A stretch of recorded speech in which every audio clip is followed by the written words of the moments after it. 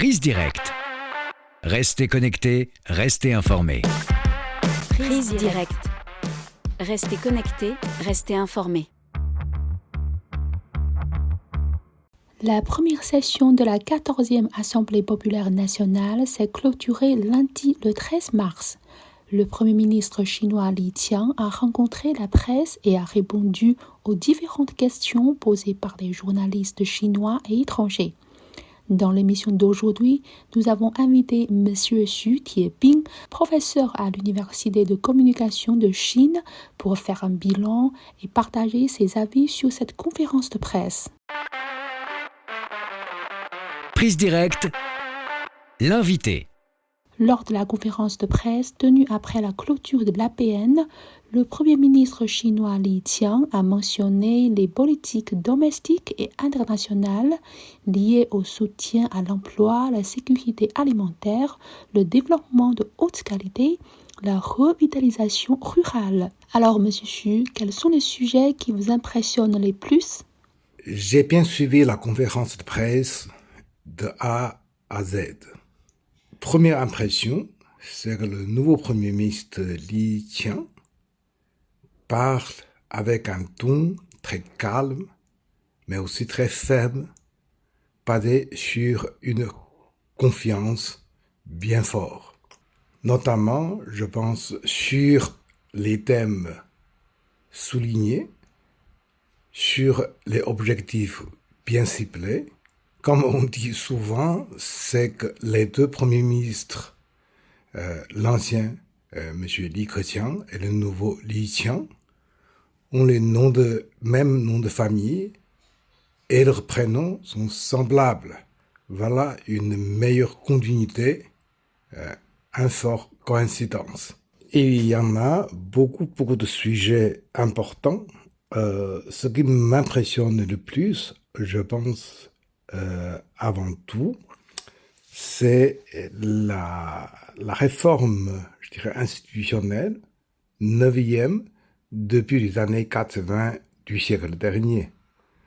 Cette fois-ci, ce n'est pas simplement la réduction d'un nombre de ministères, mais plutôt sur une meilleure transmission du secteur de responsabilité et la création notamment, je dirais, de l'Office national de mégadonnées. Et à ma connaissance, peut-être c'est un des premiers pays qui a créé ces institutions pour montrer l'importance de la régularisation, de gestion des mégadonnées. D'ailleurs, je dirais aussi la création de la haute commission de supervision pour mieux régulariser tout ce qui est finance, et les banques, l'assurance, etc.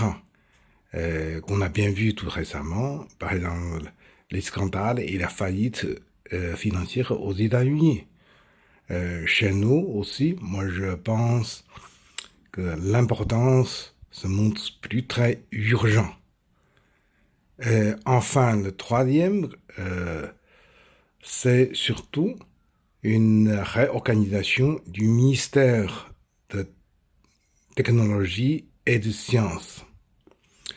Par rapport au passé, c'est que le ministère n'est plus comme auparavant une instance d'exécution du projet. Et la tâche sont bien distribuées, données au ministère de l'Industrie d'information, aux différents ministères fonctionnels, mais plutôt l'objectif, c'est la programmation, notamment sur la création, l'invention, future orientation dans un processus de modernisation. Pendant la conférence de presse, le Premier ministre chinois Li Qiang a indiqué que les entreprises privées en Chine jouiront d'un meilleur environnement et d'un plus large espace de développement.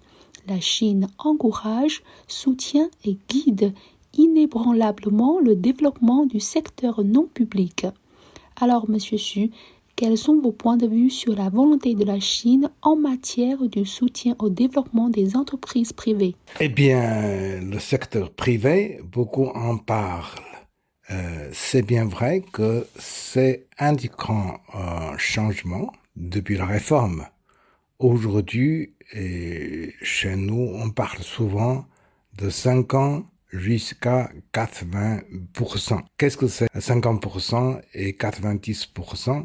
C'est 50% des impôts sont créés par le secteur privé, 60% de PIB sont réalisés par le secteur privé et 70% des inventions, de créations technologiques et scientifiques sont accomplies par le secteur privé et surtout, je pense, c'est que 80% de l'emploi sont fournis, créés par le secteur privé et enfin 90% du nombre total des entreprises chez nous sont secteur privé.